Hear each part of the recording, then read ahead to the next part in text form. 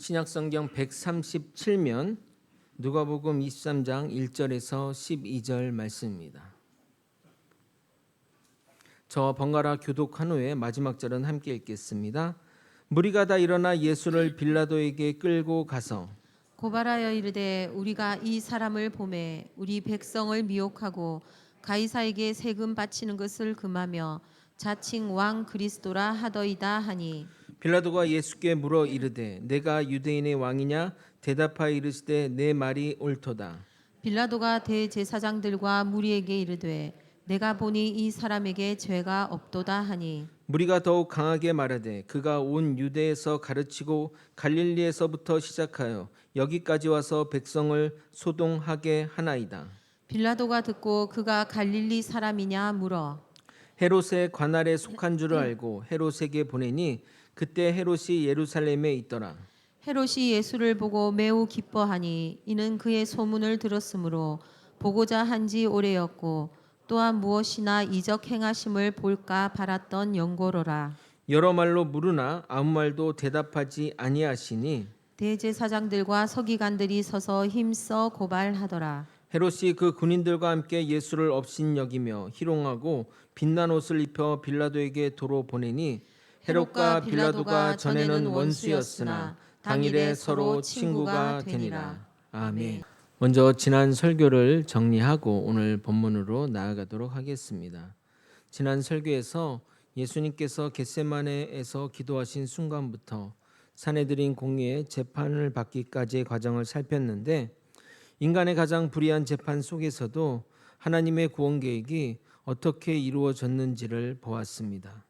예수님은 제자들의 연약함 속에서도 끝까지 하나님의 뜻에 순종하셨고 안나스와 가야바를 중심으로 한 부패한 종교 권력은 이미 결론을 정해놓은 채 거짓 증인, 밤중 신문, 피고의 자백 강요, 불법적인 폭행과 조롱, 제목 변경 등 수많은 불법을 자행하며 예수님을 정죄했습니다. 그러나 이런 모든 과정은 예수님의 무죄하심을 더욱 선명하게 드러냄과 동시에 이사야가 예언한 메시아의 고난을 성취하는 사건이었습니다. 무엇보다 예수님은 억울한 재판 앞에서도 침묵으로만 일관하지 않으시고 결정적인 순간에 당신이 다니엘서의 인자이며 시편 110편에 하나님의 권능 우편에 앉으신 메시아이심을 분명히 선포하셨습니다. 결국 세상의 법정에서는 죄인으로 정죄받으셨지만 하나님 앞에서는 참된 심판자이시며 왕이신 그리스도이심을 드러내셨고 오늘 우리 역시 세상의 판단보다 예수님의 참된 정체성을 믿고 그분 앞에 순종하며 살아가야 할 것입니다. 오늘은 누가 예수님을 십자가에 못 박았는가라는 고전적인 질문에 답을 찾고자 합니다. 일반적으로 이스라엘 백성 및 종교 지도자들이 예수를 못 박았다고 말하지만 빌라도의 이름은 자주 언급되지 않는 것 같습니다. 그러나 우리는 매일 사도신경을 통해 빌라도의 이름을 언급하며 빌라도에게 고난받으사 십자가에 못 박히시고라고 고백하고 있습니다. 아마도 지옥에서 빌라도가 이 사실을 알고 있다면 잠이 잘 오지 않을까 싶습니다. 요즘에는 우리가 예수를 십자가에 못 박았다고 말하기도 합니다. 오늘은 이 고전적인 질문에 답하면서 십자가의 사랑을 묵상해 보도록 하겠습니다. 본문은 12절까지 읽었지만 25절까지 다루도록 하겠습니다. 먼저 빌라도는 어떤 인물인지 객관적 자료로 검증해보고 빌라도 재판 과정에 어떤 일이 있었는지 공관복음서를 총괄하여 살펴보도록 하겠습니다. 어떤 학자들은 빌라도의 선택을 어쩔 수 없는 선택이라 옹호하는 주장도 있지만 누가 예수를 십자가에 못 박았냐 하는 것이 중요한 것이 아님을 말씀을 통해 깨닫게 될 것입니다. 오늘도 주님이 주신 삶의 날 가운데 주님이 기뻐하시는 선택을 해나가는 저와 여러분이 되시길 예수 그리스도 이름으로 소원합니다. 먼저 본디오 빌라도가 누구인지 살펴보도록 하겠습니다. 본디오 빌라도는 주 26년부터 36년까지 약 10년 동안 유대의 5번째 총독으로 재직했습니다. 유대인 역사가 요세푸스와 로마 역사가 필로의 기록을 종합해 보면 빌라도는 강압적이고 정치적 계산이 빠르며 근본적으로 유대인을 경멸하고 필요하면 잔인하게 진압하는 인물이었습니다. 그가 이스라엘 민족을 탄압한 내용이 유일하게 누가복음에 기록되어 있는데 과거 그는 갈릴리 사람을 폭도로 몰아 죽인 적이 있습니다. 갈릴리에서 온 순례자들이 예루살렘 성전에서 제사를 드리던 중 빌라도가 군인을 보내 그들을 학살했습니다. 그래서 그들의 피가 제물의 피와 함께 흘러 피를 제물에 섞었다라는 표현이 사용된 겁니다. 누가복음 13장 1절을 읽어드리겠습니다. 그때 마침 두어 사람이 와서 빌라도가 어떤 갈릴리 사람들의 피를 그들의 제물에 섞은 일로 예수께 아뢰니. 성경은 사건의 자세한 배경을 설명하지 않지만 학자들은 성전에서 폭동이나 소요가 발생했을 가능성과 빌라도가 발람의 조짐을 보인 갈릴리 사람들을 무력 진압했을 가능성에 염두를 두고 있습니다. 당시 갈릴리 지역은 열심당 운동이 강했던 지역이라 그들이 조금만 집단 행동을 하게 되면 강력한 제재를 받아야 했습니다. 식민지배 국가에서 폭동이 잦으면 로마 황제로부터 좋은 평가를 받지 못하기 때문에 빌라도는 그 싹을 제거하기 위해 강력하게 진압했던 것으로 여겨집니다. 이 외에 요세푸스의 유대 전쟁사를 보게 되면 빌라도가 예루살렘 상수도 시설을 만들기 위해 성전 금고의 돈을 허락 없이 사용했는데 이에 유대인들이 대규모 시위를 벌이자 빌라도는 군인들을 평민으로 변장시켜 시위대 속에 숨겨두었다가 신호와 함께 시위대를 곤봉으로 진압했는데 그때 많은 사람이 죽거나 다쳤다고 합니다. 그가 어떤 인물인지를 보여주는 사건이 하나 더 있는데 AD 36년에 사마리아 사람들이 그리심산에 모였을 때 빌라도는 그들이 반란을 일으킨다고 판단하여 군대를 보내 학살했습니다. 이 일로 사마리아인들이 시리아 총독에게 고발하였고 빌라도는 로마로 송환되어 총독직에서 물러나게 되었습니다. 이 사건은 요세푸스의 유대 고대사에 기록되어 있습니다. 그런데 평소 폭동에 대해서는 폭력적으로 대처했던 빌라도가 예수님의 사건에 대해서는 오히려 폭동을 두려워하여 정치적으로 타협하는 모습을 보여주고 있습니다. 그래서 많은 이들이 그가 예수를 지키려고 하는 모습을 보며 좋은 인물로 오해하는데 그는 그런 인물이 아닙니다. 그럼에도 그와 관련된 중요한 논란이 하나 있는데 로마의 정사 기록에는 빌라도가 유대 총독으로 파견되었다는 이야기가 없어서 실존 인물인지 의심을 받기도 했습니다. 물론 성경과 다른 이들이 쓴 역사책엔 그에 대한 기록이 있지만 말입니다. 그로 인해 예수가 실존 인물에 대해서도 의심을 받았습니다. 그러나 1961년 이탈리아 고고학자 안토니오 프로바가 가이사라 마리티마의 로마 극장을 발굴하던 중 석회암 비석을 발견했는데 비문의 일부가 훼손되었지만 본디오 빌라도 유대 총독이라는 문구가 남아있음으로 해서 그가 실존 인물임이 판명되었고 더불어 예수의 존재까지 명확해졌습니다. 이제 빌라도의 재판 과정을 시간 순서대로 추적해 보도록 하겠습니다. 산헤드린 공회는 새벽 공회를 마친 후 즉시 총독 관저로 달려갔습니다. 평소 빌라도는 가이사랴에 거주했는데 6월절에 오면 수십만 명의 순례객이 예루살렘에 몰려왔기에 총독도 로마 군대를 이끌고 예루살렘에 올라와 있었던 것입니다. 혹여나 생길 폭동 사태나 소요 사태를 진압하기 위해서 말입니다.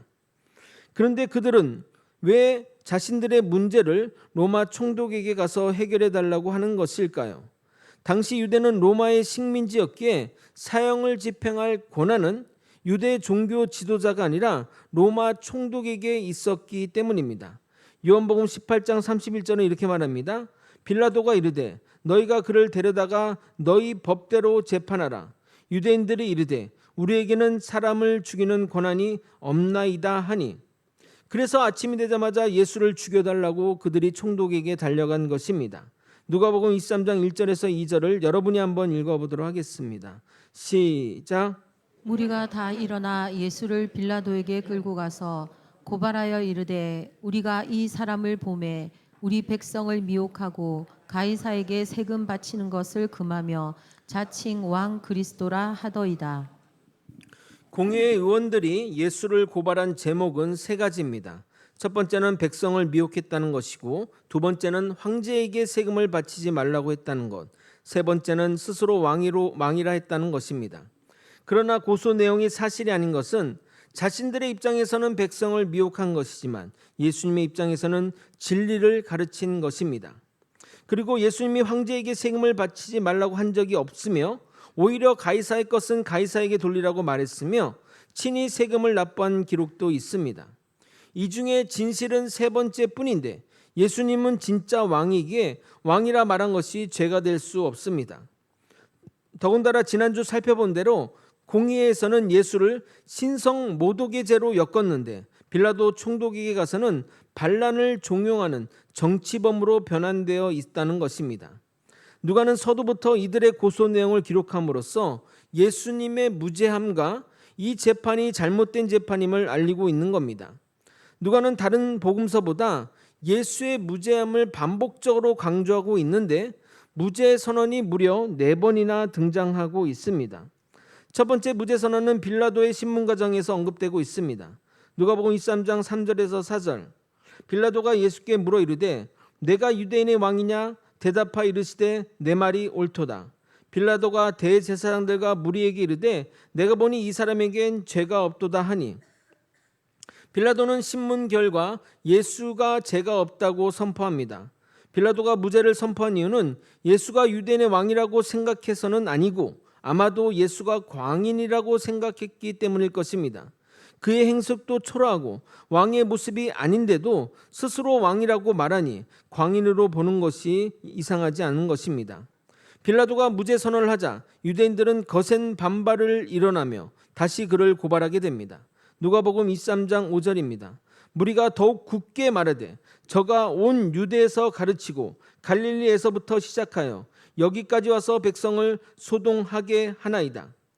여기서 중요한 단어가 바로 갈릴리입니다.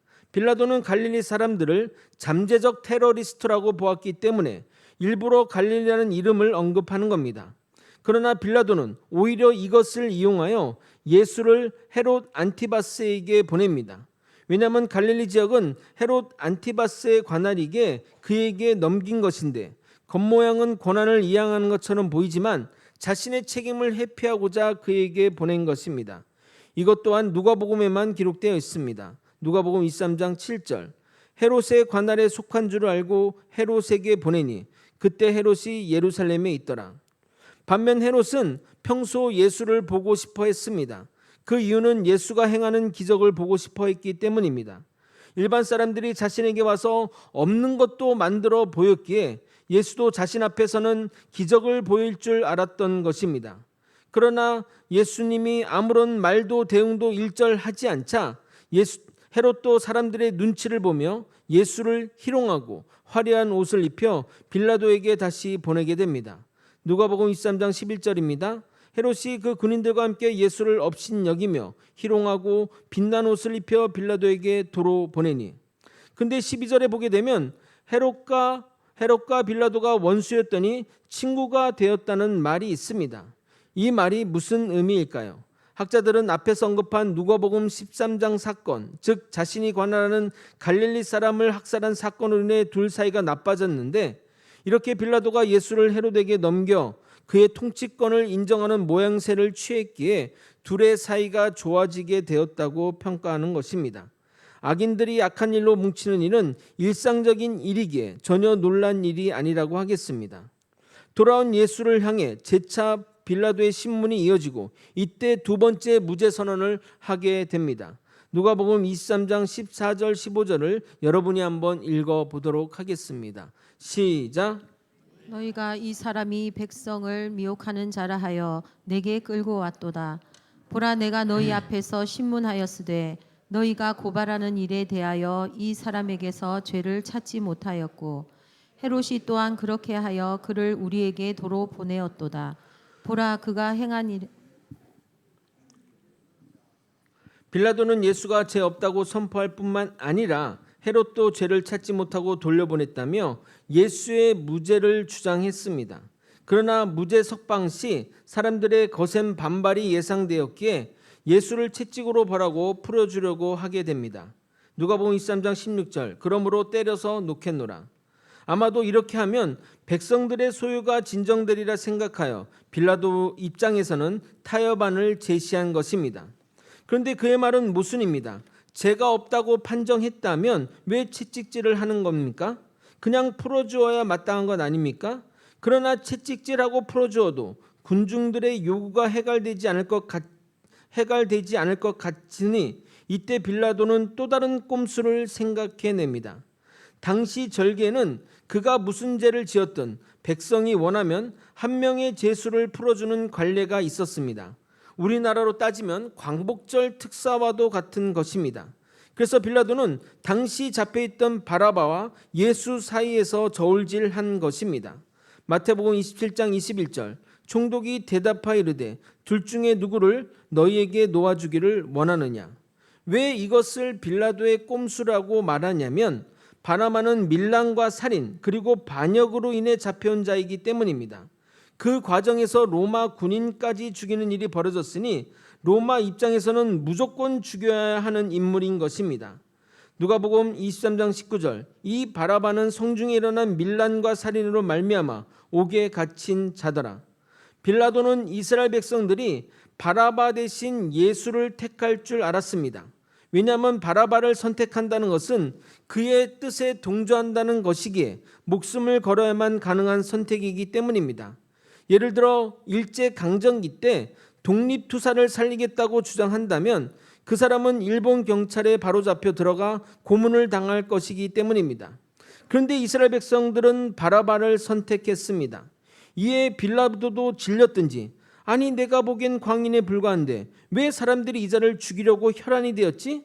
도대체 그가 무슨 일을 한 거야? 하는 생각에 이렇게 말을 하고 있습니다.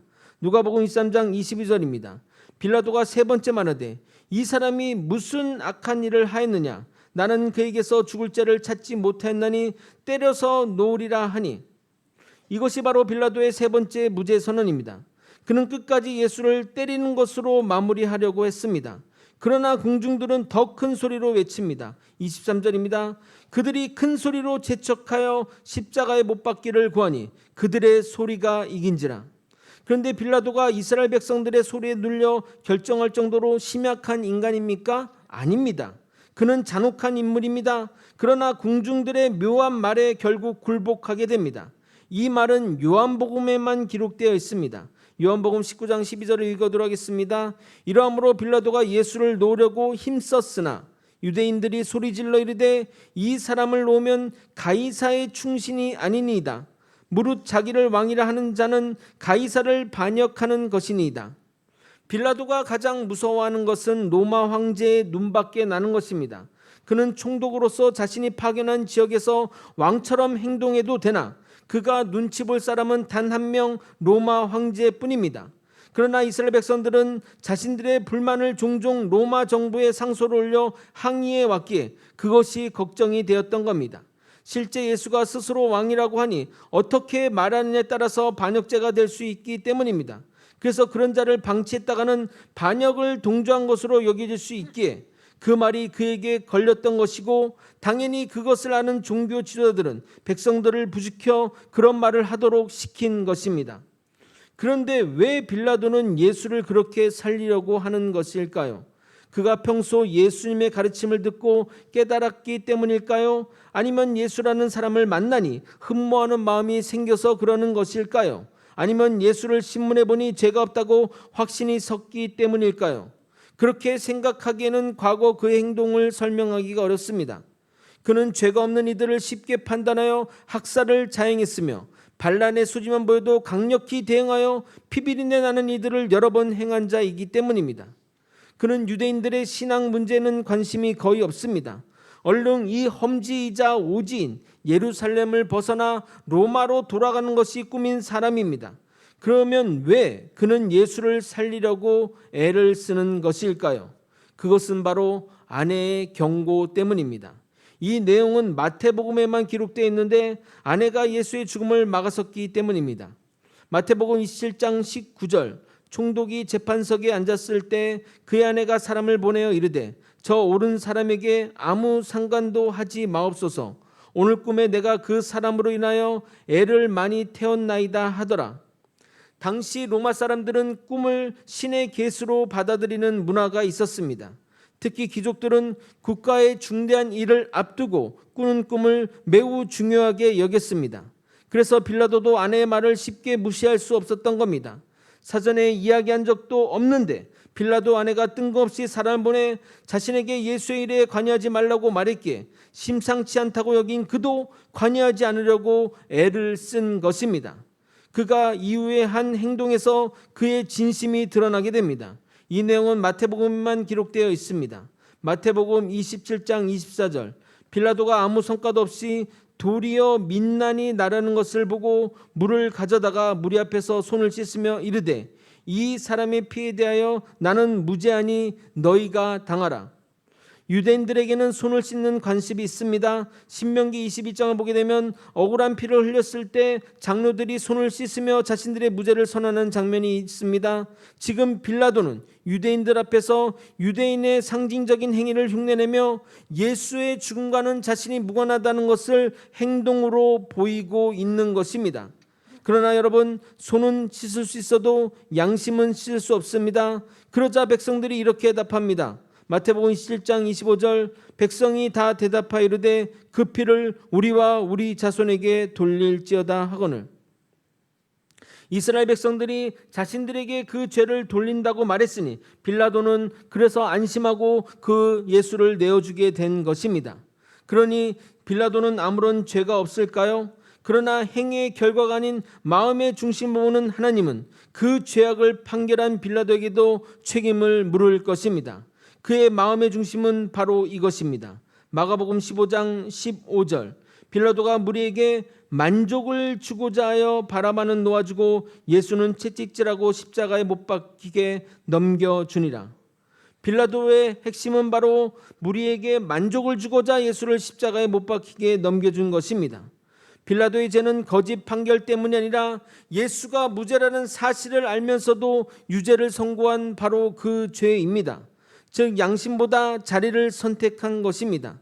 당연한 말이지만 그가 두려운 것은 하나님이 아니라 가이사였던 것입니다. 지금까지 빌라도의 선택과 그의 실패를 설명하는 것에 집중하였는데 누가는 빌라도의 잘못된 선택을 보여주라고 이렇게 길게 글을 쓴 것이 아닙니다. 객관적이라 할 수 있는 이방인의 입을 통해 예수의 무죄함을 나타내기 위해서입니다. 그래서 누가는 앞선 본문에서 빌라도의 입을 벌어 3번 예수의 무죄를 주장했고 마지막으로 백부장의 고백으로 23장을 마무리하고 있습니다. 누가복음 23장 47절을 읽겠습니다. 백부장이 그 된 일을 보고 하나님께 영광을 돌려 이르되 이 사람은 정령 의인이었도다 하고, 예수를 주라 여기지 않는 로마 총독 빌라도와 로마 군대장관 백부장이 예수의 의로움을 인정했다는 것은 이방인의 눈에도 예수가 무죄하다는 것이 보였기 때문입니다. 그러나 최종적으로 빌라도는 사람을 두려워 진리를 버렸습니다. 반면 예수님은 하나님께 순종하기 위해 사람들의 조롱과 십자가를 끝까지 감당하셨습니다. 빌라도는 자신의 자리를 지키려 했지만 예수님은 우리를 살리기 위해 자신의 생명을 내어주셨습니다. 그러므로 우리는 빌라도처럼 사람의 눈치나 사람을 만족시키려는 그런 신앙인이 되어서는 안 되고 예수님처럼 하나님의 뜻을 따라 순종하는 사람이 되어야 할 것입니다. 또한 성경 본문이 말하고자 하는 바는 권모술수와 폭압적인 상황에서도 하나님의 구속 계획이 이루어지고 있음을 보여주고 있습니다. 사도행전을 보게 되면 그 부분이 정확하게 나타나는데 그들의 악한 행위가 궁극적으로는 하나님의 뜻을 이뤘다고 말하고 있습니다.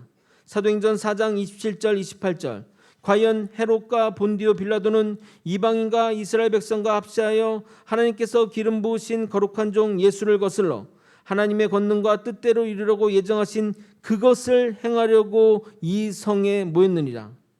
그러니까 그들이 악한 행동으로 했지만 결국 그것 또한 하나님이 협력하여 선을 이루셔서 하나님의 구원 계획을 이루게 하셨다는 말입니다. 그러므로 오늘 설교 제목인 누가 예수를 십자가에 못 박았는가는 세상의 관심사이고, 성경이 말하고자 하는 바는 빌라도가 예수를 죽인 것이 아니라 하나님의 예정하신 구속 계획 속에서 자신의 죄를 따라 행동한 점이라는 것입니다. 오늘날 우리도 빌라도처럼 예수의 무죄를 알면서도 자신의 자리와 체면과 이익을 위해 진리를 외면해서는 안 될 것입니다. 하지만 하나님은 빌라도의 정치적 계산마저도 사용하셔서 죄 없으신 어린 양을 우리의 구원을 위한 제물로 내어주셨습니다. 결국 재판정에서 승리한 사람은 빌라도가 아니라 십자가를 향해 묵묵히 걸어가신 예수 그리스도이십니다. 우리는 군중을 만족시키는 사람이 아니라 하나님을 기쁘시게 하는 사람으로 살아가야 할 것입니다. 말씀을 정리하겠습니다. 사랑하는 성도 여러분, 세상은 지금도 누가 예수를 죽였는가라는 질문에 관심을 가집니다. 누구입니까? 종교 지도자입니까? 빌라도입니까? 군중입니까? 그러나 성경은 그보다 더 중요한 질문을 던지고 있습니다. 왜 죄 없으신 예수께서 죽으셔야 했는가 하는 겁니다. 누가는 재판의 처음부터 끝까지 예수의 무죄함을 강조하고 있습니다. 빌라도는 3번이나 죄를 찾지 못했다고 선언했고 헤롯도 죄를 발견하지 못했으며 마지막에는 로마 백부장마저 이 사람은 정령 의인이었다고 고백하고 있습니다. 예수님께서는 죄가 없었기에 우리 죄를 담당할 수 있는 유일한 속죄 제물이 됐었던 것입니다. 빌라도는 사람을 두려워하여 진리를 버렸지만 예수님은 하나님께 순종하기 위해 십자가를 끝까지 감당하셨습니다. 빌라도는 자신의 자리를 지키려 했지만 예수님은 우리를 살리기 위해 자신의 생명을 내어주셨습니다. 반드시 우리가 명심해야 할 것은 사람들의 악한 선택조차 하나님의 구속 계획을 막을 수 없다는 것입니다. 하나님은 인간의 죄와 정치적 계산마저 사용하셔서 우리의 구원을 완성하셨습니다. 그러므로 우리는 빌라도처럼 사람의 눈치를 보며 진리를 타협하는 인생이 아니라 예수님처럼 하나님 뜻에 순종하는 삶을 살아야 하는 것입니다. 그리고 죄 없으신 어린 양께서 나를 대신하여 십자가 지었음을 기억하며 감사와 순종으로 살아가는 성도가 되어야 할 것입니다. 이 사실을 평생 잊지 말고 날 위해 죽으신 예수님만 따르는 저와 여러분이 되시길 예수 그리스도 이름으로 축원드립니다. 찬양하고 기도의 자리로 나가도록 하겠습니다. 십자가 그 사랑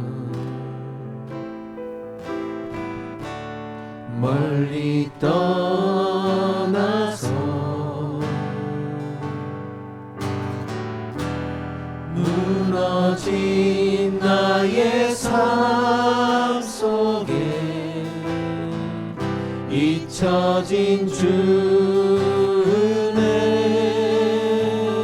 주네 돌 같은 내 마음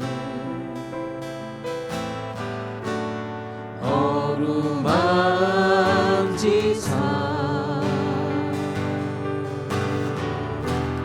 다시 일으켜 세우신 주를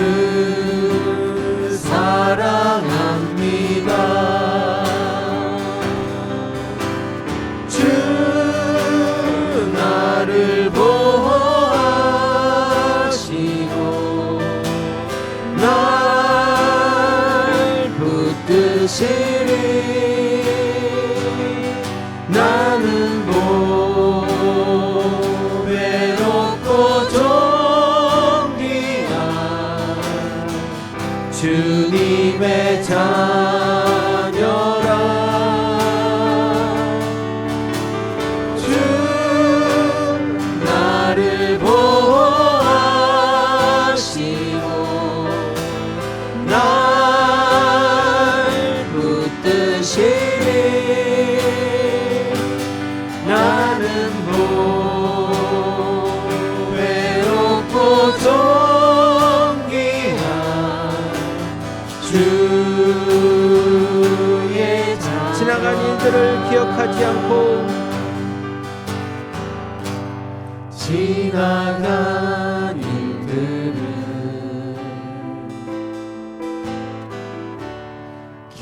기억하지 않고 이전에 행한 모든이 생각지 않으니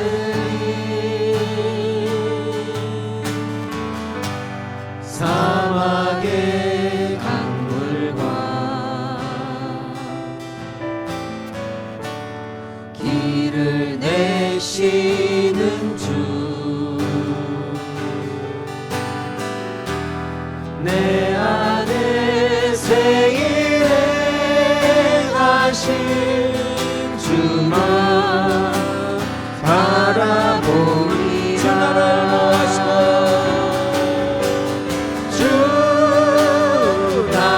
나를 보호하시고 날 붙드시니 나는 고배롭고 존귀한 주님의 자녀라.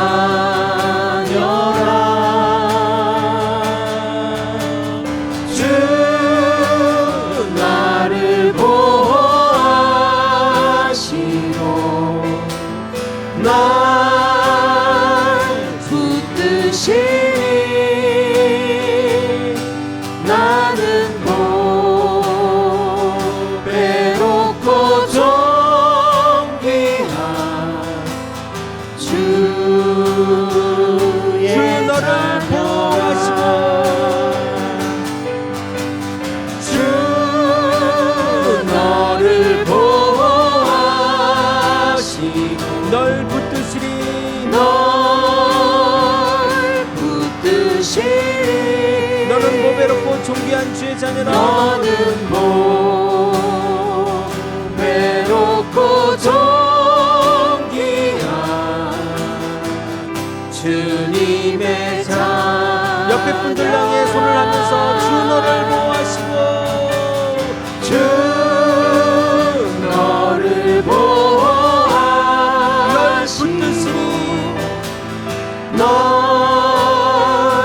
붙드시니 너는 보배롭고 존귀한 주의 자녀라. 사랑하는 성도 여러분, 말씀을 따라 두 가지 제목으로 기도했으면 좋겠습니다. 첫 번째는 십자가 은혜를 기억하며 감사하는 삶을 살게 해달라는 기도입니다. 사랑하는 성도 여러분, 오늘 우리는 죄 없인 예수께서 우리 죄를 대신하여 불의한 재판을 받으시고 십자가 지셨음을 살펴보았습니다. 우리는 심판받아 마땅한 죄인이었지만 주님의 희생으로 생명을 얻게 되었습니다. 이 놀라운 은혜를 잊지 않고 십자가 사랑에 감사하며 살아가는 성도들이 되달라고 기도했으면 좋겠습니다. 두 번째 기도 제목은 세상과 타협하지 않고 진리 편에 서는 믿음 달라는 기도입니다. 빌라도는 예수님께 죄가 없다는 사실을 알면서도 사람들의 소리와 자신의 자리를 두려워하여 결국 불의한 판결을 내렸습니다. 우리도 신앙생활 가운데 세상의 시선과 이익 때문에 진리를 외면하거나 믿음을 타협했던 순간이 있었는지 돌아보아야 합니다. 어떤 상황에서도 사람보다 하나님을 더 두려워하며 진리 위에 굳게 서는 믿음 달라고 이 두 가지 기도 제목 놓고 주님의 이름 부르짖고 통성으로 기도하시겠습니다. 주여, 하나님 아버지, 우리를 위해 희생하신 예수 그리스도의 그 십자가 사랑을 기억하며 십자가 사랑을 감사하며 살아가는 우리가 되게 도와주옵소서. 구원의 감격과 감사가 식지 않게 도와주시고 삶으로 주님께 헌신하게 하여 주옵소서. 십자가 복음을 담대히 전하는 아버지 살아있는 믿음의 사람이 되게 도와주옵소서. 아버지, 세상의 유혹과 압력 앞에서도 말씀과 진리를 끝까지 붙들게 하시고 사람의 눈치보다는 하나님의 경외하는 믿음을 허락하여 주시옵소서. 아버지, 바라건대 우리 교회가 세상과 타협하지 않고 복음과 진리를 담대히 선포하는 교회가 되게 도와주시옵소서. 아버지, 우리 성도들을 그렇게 사용하여 주옵소서. 하나님의 빛 가운데 걸어가게 도와주옵소서. 오직 주의 말씀과 순전한 순종으로 나아갈 수 있도록 이끌어주시고 인도하여 주시옵소서. 주님, 사랑이 많으신 하나님 아버지, 나를 위해 십자가 지신 주님의 은혜를 날마다 기억하는 우리가 되게 도와주시옵소서. 그래서 구원의 감격이 절대 식지 않고 감사로 삶으로 주님께 헌신하는 자가 되게 도와주시옵소서. 그리고 십자가 복음을 담대히 전하는 살아있는 믿음의 사람이 되게 하여 주시옵소서. 아버지, 우리가 세상의 유혹과 압력 앞에서도 말씀과 진리를 끝까지 붙들게 하여 주시옵소서. 그래서 사람의 눈치보다는 하나님의 경외하는 믿음을 허락하여 주시옵소서. 바라건대 우리 교회가 세상과 타협하지 않고 복음과 진리를 담대히 선포하는 교회가 되게 하여 주옵소서. 우리 교회 성도들을 사용하셔서 하나님의 빛된 길로 걸어가게 도와주시옵소서. 감사드리며 이제는 우리 죄를 대신하여 불의한 재판을 받으시고 십자가에서 죽으심으로 영원한 구원을 이루신 예수 그리스도의 크신 은혜와 언제나 공의와 사랑 가운데 자기 백성을 붙드시며 구원의 뜻을 이루어가시는 하나님 아버지의 한량없는 사랑하심과 어떤 상황에서도 진리에 굳게 서서 십자가의 은혜를 기억하며 살아가도록 날마다 인도하시는 성령님의 감동감화 교통 위로하심의 역사가 죄 없으신 예수님께서 나를 대신해 십자가 예수를 믿고 감사하며 세상의 유익보다 하나님의 뜻을 먼저 구하고 타협하는 삶이 아니라 담대히 주님 편에 서기로 결단하는 모든 성도님 머리 위에, 그들의 가정과 생업과 자녀들 위에, 그리고 주님의 몸된 교회 위에 이제로부터 영원히 함께 있을지어다. 아멘.